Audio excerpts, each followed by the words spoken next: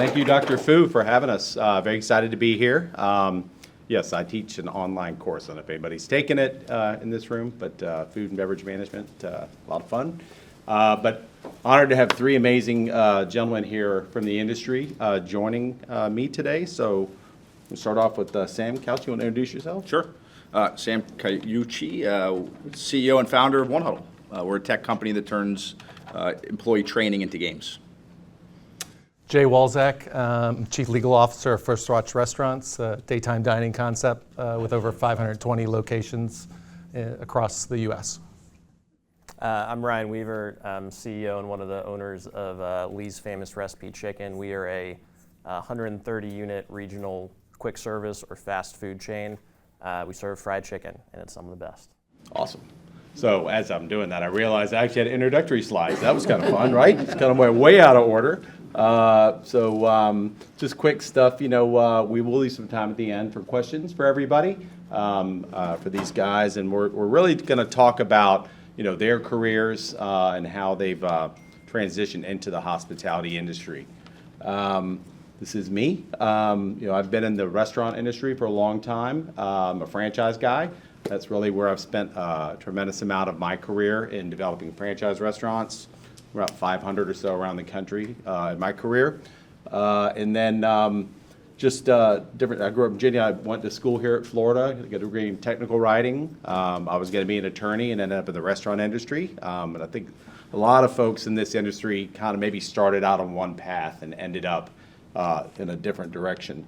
Currently, I work with a private equity firm that has a platform of restaurants, and we're also in the acquisition mode to buy new brands. Jay just introduced himself. First Watch, an amazing brand. You ever been to First Watch?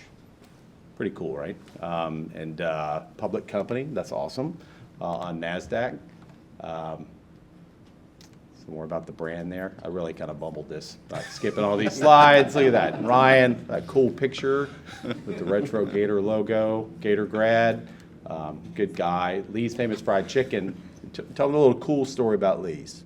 Yeah, so the namesake in our brand name, Lee, it's a gentleman by the name of Lee Cummings, and our brand goes back to 1966 in Lima, Ohio. So Lee Cummings is the nephew of Colonel Harlan Sanders, who is probably a much more familiar name to folks who are familiar with fast food, founded KFC. So Lee's, kind of the story goes, the Colonel sold KFC in like 1962. He had a non-compete in the state of Kentucky. He ended up wanting to get back into the business, so he worked with his nephew Lee to start a competing concept in Ohio.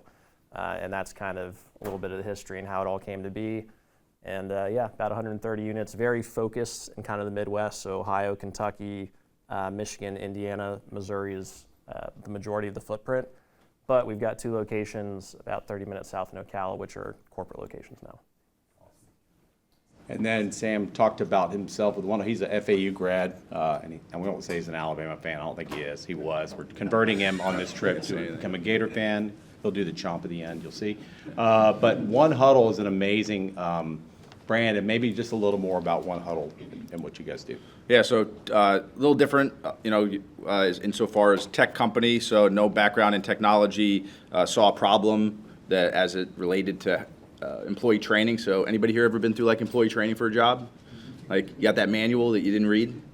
That videos that you kind of click through and you come back to? Like we kind of put an end to all that. So we take everything an employee needs to know, and the whole idea was, why don't we use something employees, like the next generation of workers, already know how to use, which is games. So we put an engineering team together with folks from like EA Sports, people behind Halo, Fortnite, a whole bunch of products, and we said, let's create a game to help employees get onboarded faster and learn everything they need to know for their job quicker. And we started in sports and then kind of slowly worked our way into hospitality and restaurants, and that's where we are today. We have over 1 million players across the globe that play it every day to prepare for work. Pretty cool. So, thinking about, I told you my story. This is not something I thought, I was going to be in the restaurant business. Law school, take a break, and 30 years later, never went back to law school. But best decision I ever made. It's a fun industry. It's always changing. But for each of you guys, you're in the hospitality industry or servicing the hospitality industry. Was this the plan early on for you? No, I thought I was going to be a football coach, so I screwed up. That was totally maybe similar hours. It feels like depends for those who work in hospitality that know. You're working when everybody else is on vacation or when everybody else is off. You're on. But I didn't expect that I was going to be here. I think that the one thing that brought me here, maybe to add to it, was just constantly looking at the world and looking at businesses and looking at problems and just always being intellectually curious about how to solve problems. And, we started our business in sales in sports, helping sales reps in the sports industry. And for everybody here that's been to a sporting event, we just started asking questions about why is it that the only people that get access to job training at a sports venue are the people that are in suits and the ones that have a college degree and the ones who get access to all the education. And why is it that the usher, the concessionaire, the person that works the gate, security, don't? And that's what really brought us to hospitality, because we said, there's 165 million U.S. workers, 82% are frontline, 2 in 3 don't have a college degree. I'd rather work with that group, and that's kind of what brought us to hospitality. That's awesome. I was going to be a chemical engineer. I started at Florida. I think I'm the only lawyer with a chemistry minor.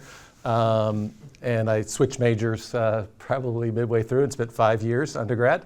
Got a business degree, took a business law class, and realized how much the law intertwined with everything that we do, from business to personal rights to everything. Decided to go to law school because I wasn't sure I wanted to work at a bank, so didn't really have that planned either. So, and then went out in private practice after I graduated. Did some work where I did commercial real estate, where I did leasing for companies, including some restaurants. Really enjoyed seeing something from the start of an idea to actually opening up, servicing guests, and providing jobs. And so when I got a call from a headhunter asking me if I wanted to go in-house and travel the world, that they were looking for a lawyer to help them expand, and that was my start of my in-house legal career at a hospitality company. That was at Hard Rock, and we evolved from primarily a restaurant company to hotels and casinos, making every day different, and really being able to see all those ideas start in a room and then actually come to fruition, and then my contributions to kind of getting it there made it exciting. Plus, I think every day in the hospitality industry is something new, and I like challenges and I like new opportunities. So that's what drew me to the hospitality. Yeah, anybody familiar with the Geomatics program here at UF? Show of hands. Yep. Okay, there's about 8 of us when I got my undergraduate degree from here in geomatics.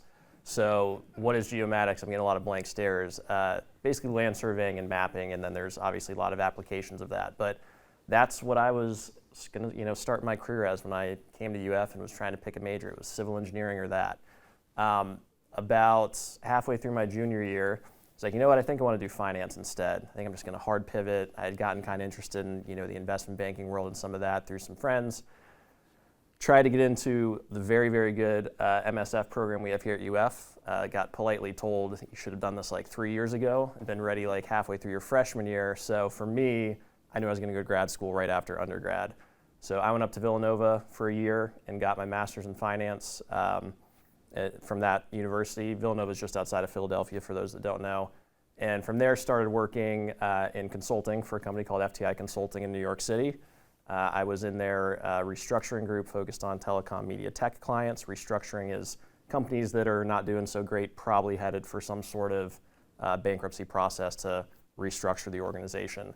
So that for about a year and a half. Then I went over to the investment banking side, doing something very similar for a firm called Houlihan Lokey in New York.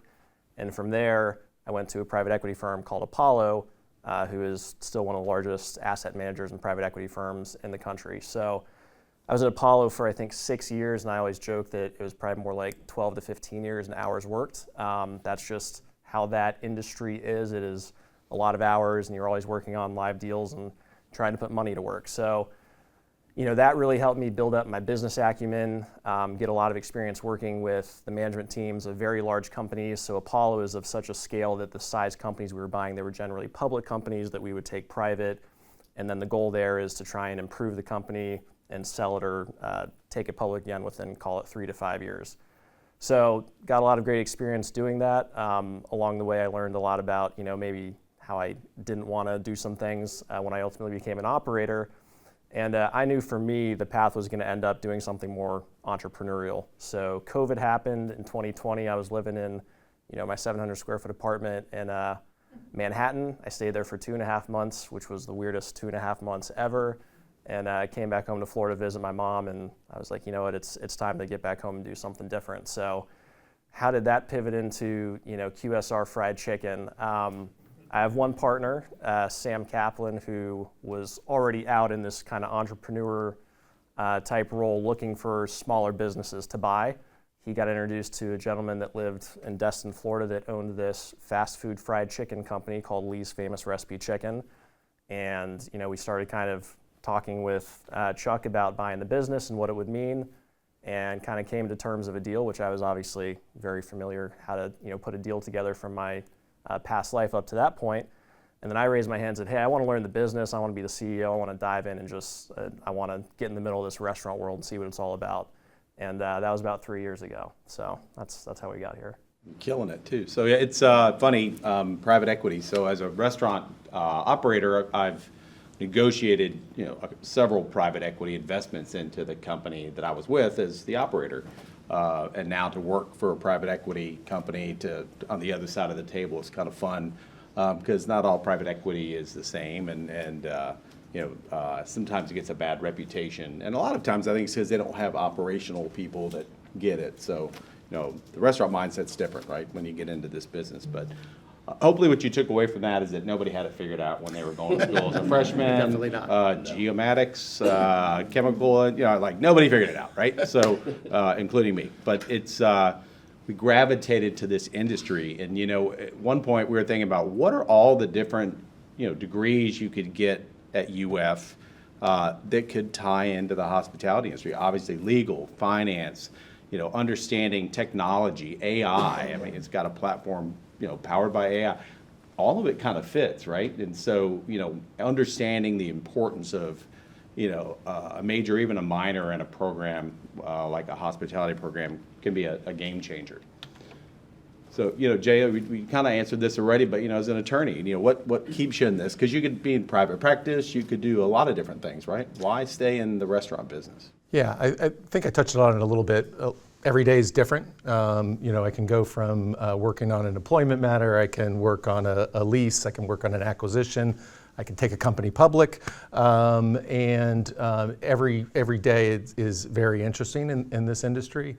And then really just kind of being able to be part of a brand or a company that is fulfilling a need for a consumer, and that's a beloved brand, is what kind of keeps me going. And to hear the stories of advancement within our field in terms of people that started off as a dishwasher and now are multi-unit operators, it's pretty impressive what the amount of jobs and opportunities that this industry is able to provide folks out there in the world. So.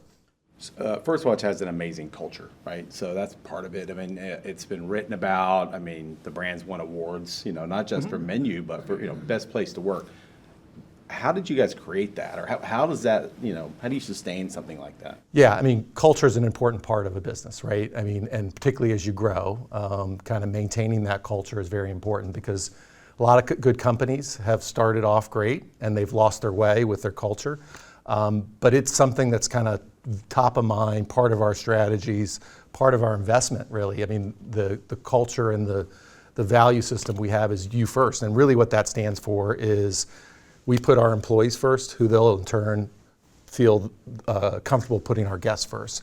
And so, and I really kind of came from our founder, who was a very seasoned business guy, but thought that there's a way to do business and be kind and to continue to invest in your people, and as they grow, you grow. So, it's a great point. And I think that's something. If you look at the hospitality industry, hospitality, right? It's taking care of people, love of strangers, all the different meaning behind hospitality. But culture is something that's very unique in this. In restaurants and hotels and resorts, all different things. But it is kind of what separates you and keeps you, is the place people want to be.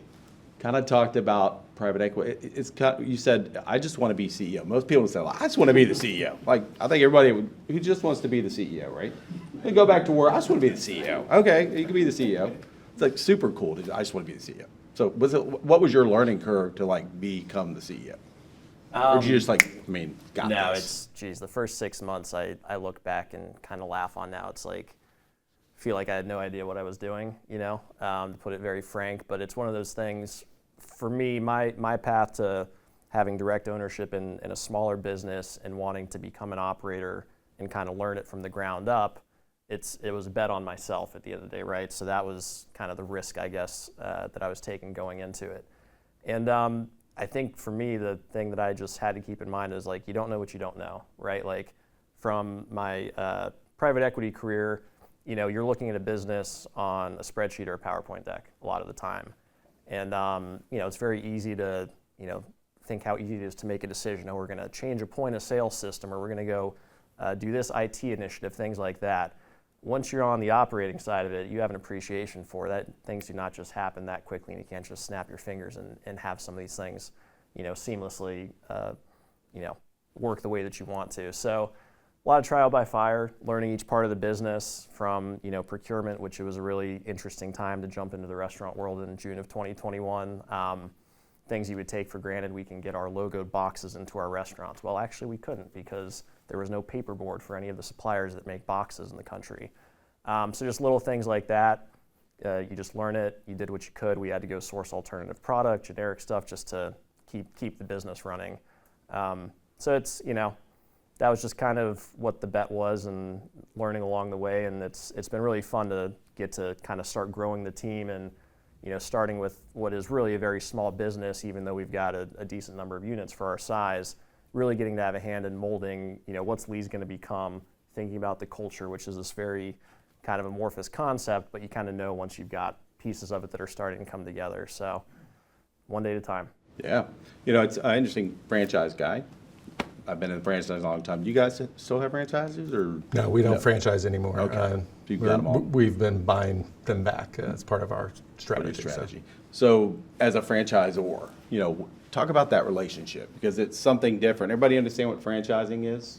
Anybody not? It's okay to raise your hand if you don't understand. We're going to hear about it anyhow. So, but basically a franchisee, I describe them as an entrepreneur. So there's an entrepreneur, right, that goes out, comes up with a brand, they put the money down, take all the risk to get it going. But a franchisee is very similar, because they're putting the money down, but the intra part is it's somebody who's got entrepreneurial spirit, but it's willing to work within a system and standards within a brand, right?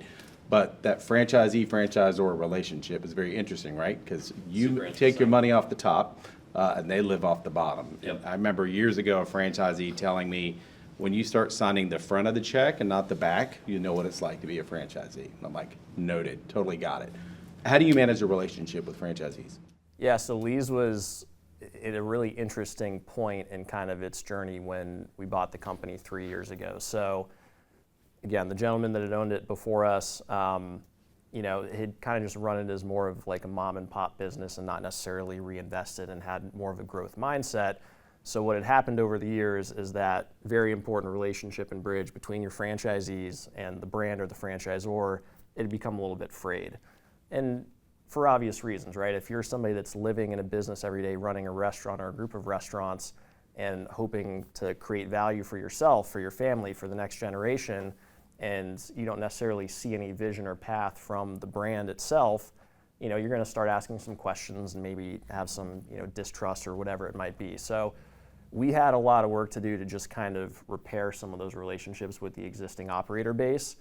And that was really just, laying out a vision or a plan for what Lee's could be. At its core, it's a legacy or a heritage brand. We told you a little bit about the history, but it is what I would call a best-in-class product. And yes, it's fast food fried chicken, but the way that we do things procedurally, it's fresh poultry, it's hand-bred in the back of the restaurant, it's marinated, and it's fresh, never frozen. So it is about as hands-on as you can be in the fast food world for what we're doing. So we had a great product, we had a great group of operators, we just needed, a little bit of direction and vision and, some capital reinvest in the right areas to get this thing on a path towards growing again, which is what everybody wants. So you lay out the vision, you go meet with folks. It was kind of like doing a road show to just get on the road, see the restaurant, meet all the franchisees. But at the end of the day, you got to start executing on what you're telling them you're going to do. And that's what we did. We said, hey, we don't think it makes sense to be a brand or a franchisor that doesn't own and operate any restaurants. It sounds kind of obvious, but there's a lot of big brands out there that are truly asset light that don't actually own and operate any of the restaurants. So we fixed that. We started buying back restaurants from the franchisees. We started at 0 in June of 2021. We'll have 33 in about 30 days here. So about a third of the system we've bought back. And that's not just, to do it for the general notion of it. It's because we believe in the unit economics of the brand, and we're putting our money where our mouth is. So starting to do things like that. We're in a much, much better spot with our franchisee base. I'd say the relationships are in a very good spot. We've got great validators at this point, which, as you know, is very important to then go sell new franchises. Huge deal, right? Yeah, if you have a bad relationship, if you're going to buy a franchise, what are you going to do? You're going to call the other franchisees and say, are you happy? And all you need is one or two saying no. Or they're like, hey, you want to buy mine? Like, that's when you know you're in the mud, right? Yeah. So you got to manage that relationship big time, because it's so fragile. Kind of talked about it, but like we were talking last night, so before One Huddle, a little bit about your interesting background, which is kind of cool on the sports side, and do I have to tell them the crazy stories you told me? Because young audience, but so prior to One Huddle, and then kind of what that vision was. Yeah, so I spent a decade in the sports industry running training facilities. So any athletes in the room who've ever done speed training, we ran a facility kind of like IMG. We were in South Florida. We had 40 guys every year for the NFL draft. We had pro tennis, we had pro golf, pro basketball. So I was right place, right time, and they needed this was 6 strength coaches that had a lot of letters after their name, a lot of degrees, a lot of school, and I wasn't quite ready to go down that path, but they needed a salesperson. I was like, how hard is it to sell stuff? I'll do that. And 100% commission, it was that story. If anybody's ever had an internship that's like, no, it's all experience. That's what it was. And it was probably the best decision I ever made, and I was able to do it, and I did it for like a decade. I was running sales. I got to work with agents. I got to work with players. I took that experience, and I'm from South Florida, so I started in, facility was in Davie, Florida. But when 2008 hit, there was a financial crisis, and I moved to New York. I just weird timing, moved to New York to work for a company called Lifetime Fitness. Anybody knows of Lifetime Fitness? Lifetime was opening their first New Jersey health club, and I got hired to come on board to lead sales. And Lifetime has 300 team members, 165,000 square foot club, and the training was awful. Nobody wanted to do it. I'm talking about like employee training. So we had team members across 10 different departments, from the cafe to the spa to the membership sales team.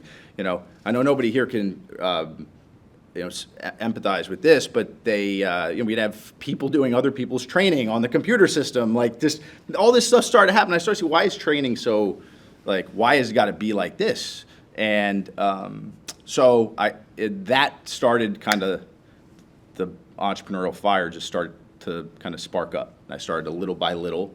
I think that's also like a good learning for everybody here from the start of this discussion around not knowing where you're going to end up.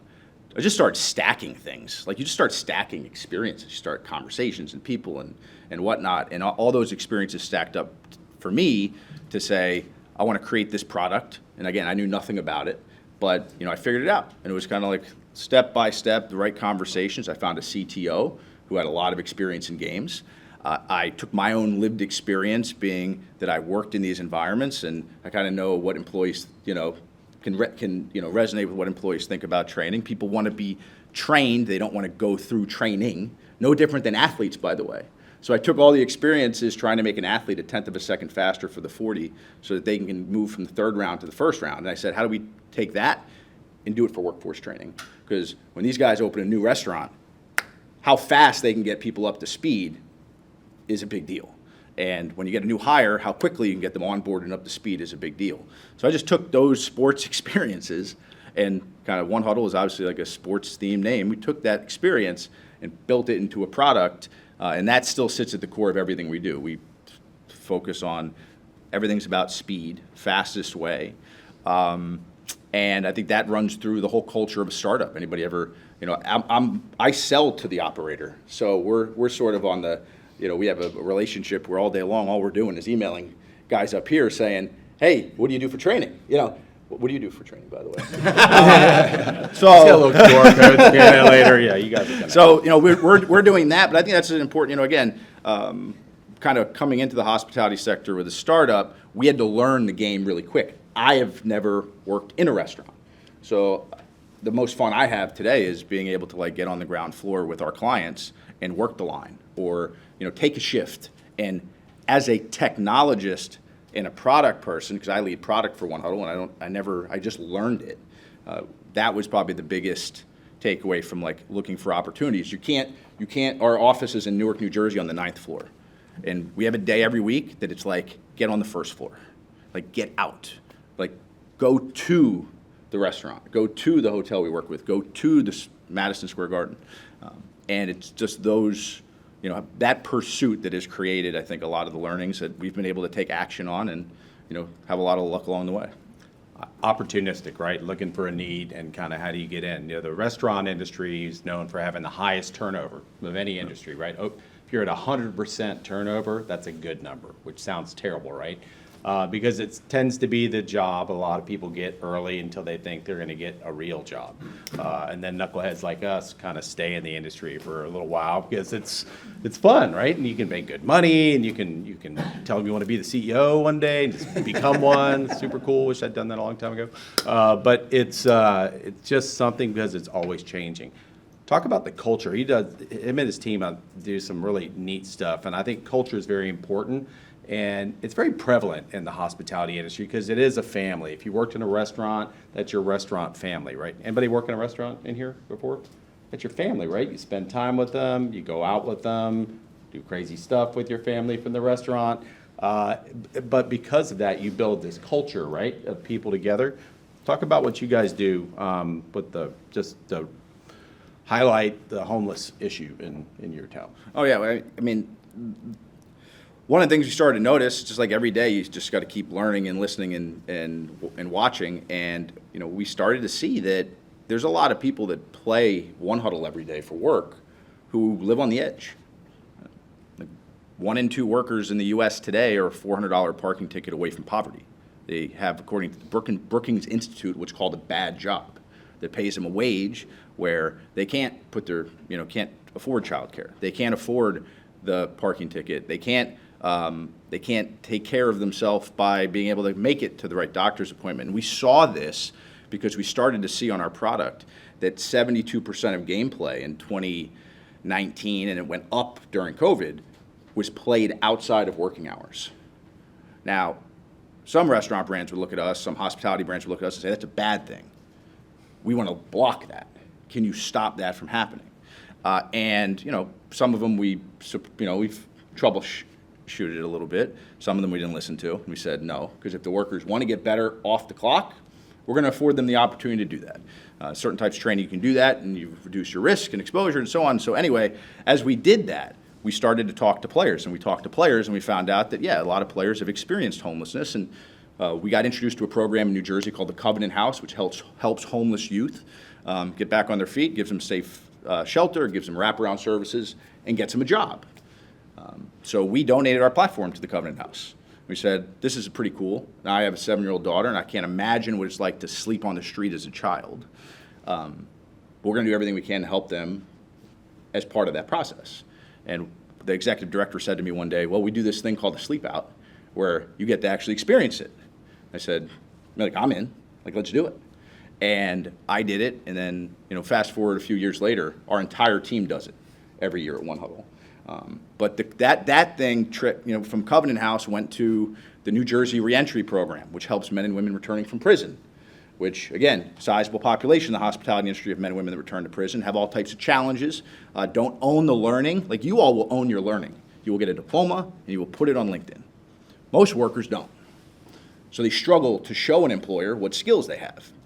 And since they can't, they get called things like, you're unskilled. Is there anything worse to call another human than unskilled labor?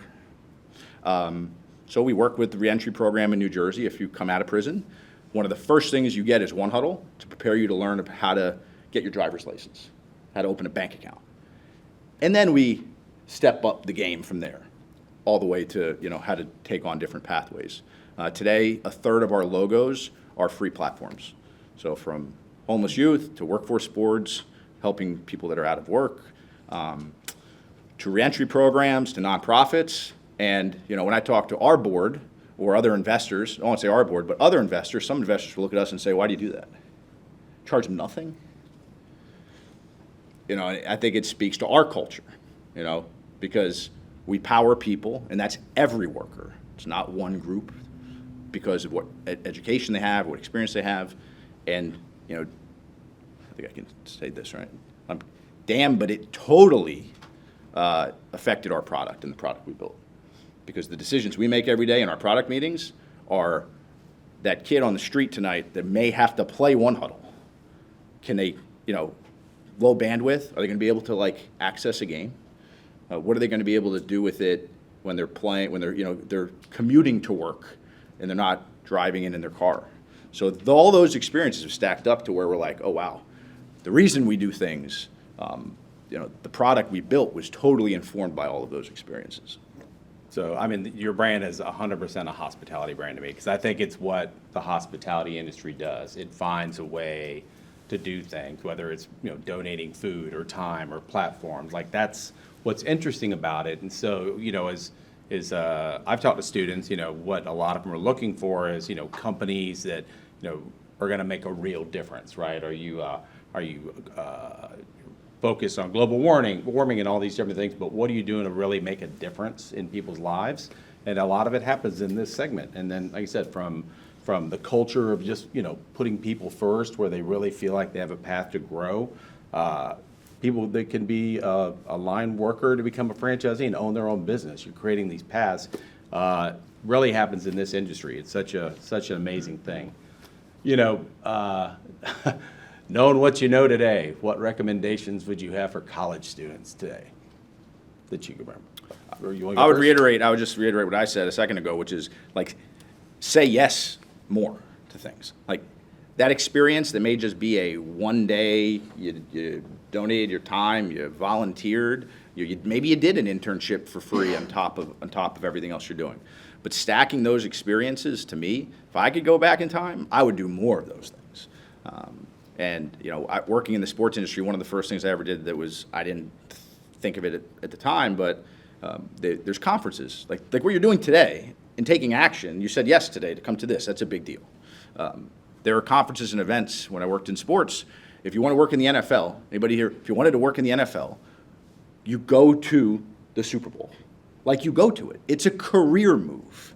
You may not stay for the game, but I guarantee you in the lobby, over the 48 hours ahead of the game, there's going to be some sports executives that are worth talking to. If you want to work in pro baseball, you go to the Major League Baseball winter meetings and you just work the lobby. It costs, again, yeah, you got to get there, you got to stay a night, but you don't have to have a badge. So I think that'd be my point, is stack all those experiences and say yes to more things than you're saying no to. Good point. Something similar, but just always never stop being curious, never stop learning, whether it's stacking the experiences, as Sam said. It's very important to continue to seek out opportunities to not only learn what you want, but also learn what you don't want. And then always kind of be there and volunteer for things once you do get into a company, because a lot of career paths can take a divergent view, not just switching companies, but also within the company you're at. And then the other thing I would say as a student, working on your soft skills. I think learning how to network, learning how to reach out for help, reach out to folks on this panel. You're graduating from a top public university. There's lots of networks for you guys to leverage to continue to grow, and kind of it can short circuit a lot of paths for you. Yeah, I've got two, I guess. One is just another twist, but continue to, make yourself uncomfortable. There's some quote or saying to the effect of, complacency is the root of all evil. If you're too comfortable in what you're doing, you probably haven't tried enough things, or put yourself out there enough. You haven't said yes enough. So that's just one that has always been kind of one of my guiding principles. I think the second I would say is just as you start moving, into your professional career, do not lose, sight of who you are and let that be tailored or impacted by what you think, an industry or job is supposed to be like. And for me, I look back to the time that I was, in finance and, doing that private equity job in particular. It's a very cutthroat type of world, at least the firm that I worked at. And that just was never who I was as an individual, and the way that I chose to interact with the management teams on my portfolio companies, with other employees at the firm in different functions. I didn't have to be a jerk to them, even though I saw that from a lot of the partners or even the principals that I worked for sometimes. So just because you may see something and there may be a connotation for whatever field you're getting into, you can do it the way that you want to do it and kind of stay true to yourself. Those are great. I would add, if you're, you heard from two CEOs, an attorney, chief legal counsel, a founder, entrepreneur, that between the four of us, we had no clue what we wanted to do when we were in college. And when I was in college, that was unsettling because I was trying to figure out, I was desperate to try to figure out, I got to know it, like, how come I don't know what I want to do? I can't believe I'm going to switch things up, and it's okay. So I was uncomfortable with that, but I wish I knew that everybody else had the same, because nobody told everybody else, oh, I got it figured. No, you don't. Like, everybody's lying. Nobody knows, right? And so being comfortable with that. And I think, putting yourself in position to do things you don't think you're prepared to do, because you'll figure it out, becoming a CEO, I mean, that way quicker track for you to get there than me, man. I had to fight my way to get this, but you'll figure it out, right? And it's like, it's when you think you're not ready for something, you really are, but you got to put yourself out there and take the risk. So, and that's in school too, with just coming to something like this and being involved and being willing to ask questions, and surround yourself with people that do what you do, so you can learn from them. And a lot of times you'll be surprised how many people want to take you under their wing and help mentor you to get there. Thinking about this group, so tourism, hospitality, event management program, how valuable or impactful is a degree or a minor in this, you think, in today's society as you're going out in the workforce? I think it makes you incredibly marketable. Again, you've heard all of our backgrounds. None of us started on this linear path, but everybody in this room has interacted with businesses or companies that are broadly within that hospitality landscape, right? So having either a minor or a degree that, piece of paper that says I have been through, the back end of this to understand as much as I can, I think it makes you very marketable. Yeah, I would agree. I think it provides you a baseline, whether it's your minor or your major, to really thrive in this great industry. And then I think the opportunities that the University of Florida provides, particularly on the technology space, because technology really is starting to expedite and change. I mean, hospitality is always going to be hospitality, but all the technology now that helps you leverage and kind of grow in that area, being at this university, I think is you get access to that with the hospitality program. Yeah, I think also especially on building on the tech point. I sit in meetings all day long where I talk to companies and saw other software partners who are looking at AI and automation, and some are thinking about how do we make things better, but some are thinking about how do we become more efficient, which is really a fancy way of saying have less workers. So how do we become more efficient as a model? So as I think about that, if you were to just like jump forward 20 years and look back, there's a lot of jobs that are going to emerge and change that we have no idea what they're going to look like. People can guess and they can think about it. But I think the one thing that every technologist I talk to kind of agrees on is that the human skills are going to be more valuable 20, 30, 40 years into the future. So as someone who didn't major in hospitality, but I've seen the program and got to spend the last few days here, and in the industry, the core skill that's maybe like the through line in hospitality is something that is going to transfer to any profession, in any career. And it's going to be important because, again, AI, automation, robotics, like they can get to 99.9999999% of a lot of tasks, but they can't get to 100% of being human. So your best defense against the tech is always going to be be a better human. And I think, again, as I think about hospitality, I can't think of another track at a university that's going to provide you soft skill opportunity and the experiences you need to like really embrace that.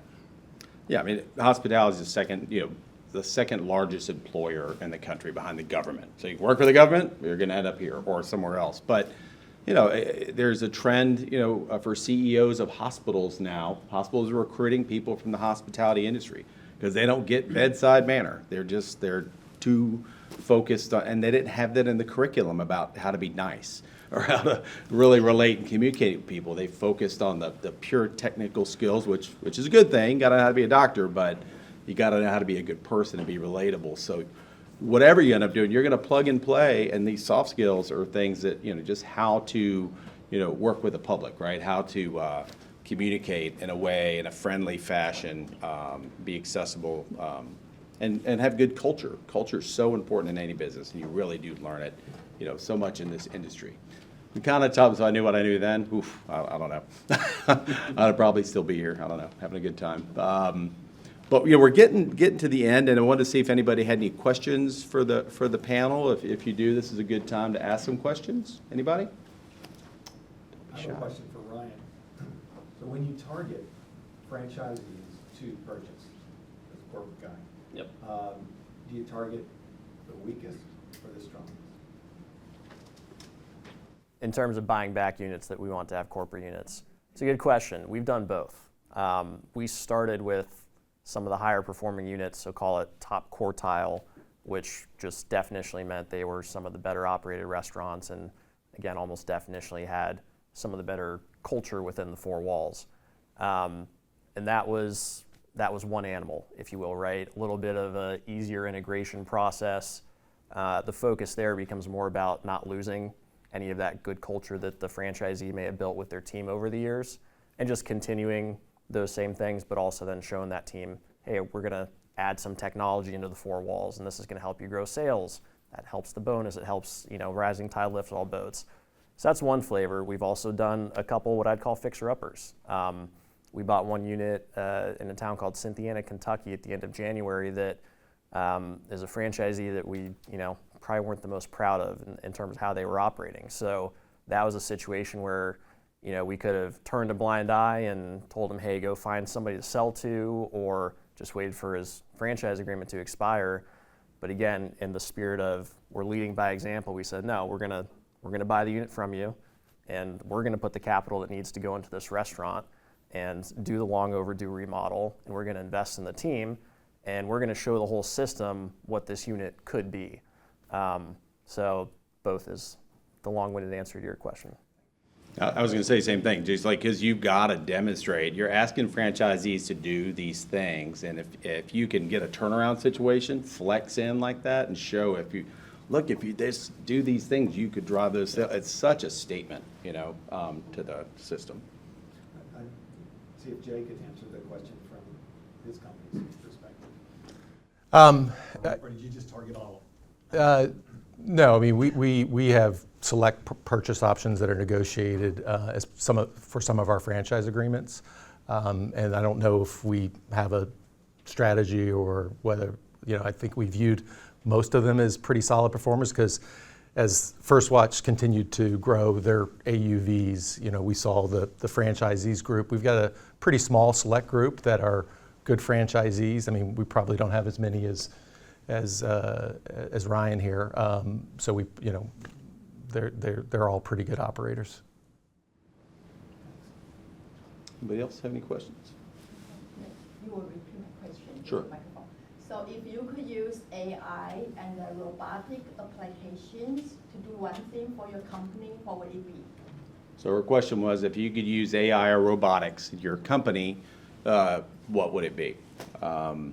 I'll start first. I look at AI as a consumer experience enhancer, and so I think it can drive consumer loyalty. It can create different experiences to engage with the consumer, to just make your dining or sports experience or whatever in this restaurant better. I'm not necessarily the one that would be saying I want to start to put robots in the kitchen, so it's going to happen at some point, but. Yeah, so we're using AI today What we've learned after the last 5 years of One Huddle is that a lot of companies don't necessarily know the skill. They don't have a skill audit in place of their workforce. So they're really good at inventory on like everything in the back of the house. Terrible at understanding the current skill mix of their workforce from a true data perspective. And we can see it because we can see what games people are building. And we can see the brands who are traditionally challenged, 80+% of the games they create on One Huddle are safety and compliance related. Now, you can't call a worker unskilled and then only do safety compliance training because that's not skill building. So you can't say on one hand, we need skills, on the other hand, all you do is cover your, you know what. But they want both. It's just organizations really struggle to identify what skills to what person at what moment. So we're using AI to identify what skill gaps currently exist and close them faster for workers. So their manager doesn't need to intervene and say individual by individual, who needs a top off of a specific pathway track, or who needs a game on the menu today versus a game on a certain spirit, or maybe a game on our culture. One Huddle can automatically identify by player and personalize pathways for them, which, again, at the end of the day, helps all workers, perform at, potentially perform at the level they want. And that goes beyond that into maybe their future is not at this brand. Maybe you have somebody who's, only making $28,000 a year in the back of house, but is already 90% of the way to being a solar panel technician. And wouldn't it be great for us to suggest what the next thing for you to do to pathway you maybe into another career? So that's kind of the two ways we're doing it today. One is internal, one is external. That's a really interesting point. Like, so college students trying to figure out what to do. If they're playing One Huddle, maybe it helps them. Well, it's like you download an app and it's like, what's your preferences? I don't know about you, but like, I don't know just like X next. Like, just let me get into the product and experience it. Don't ask me what I want to do, what I want to watch. Be like download Netflix and it's like, what do you like? I don't know. Just like, let me search. So it's the same thing. Just play a bunch of games and we'll start to tell you what we see, which will help you hopefully make better, more informed decisions about where you invest your time, which, again, so we think that's a really helpful way to help workers identify, because you like to do the stuff that you're good at.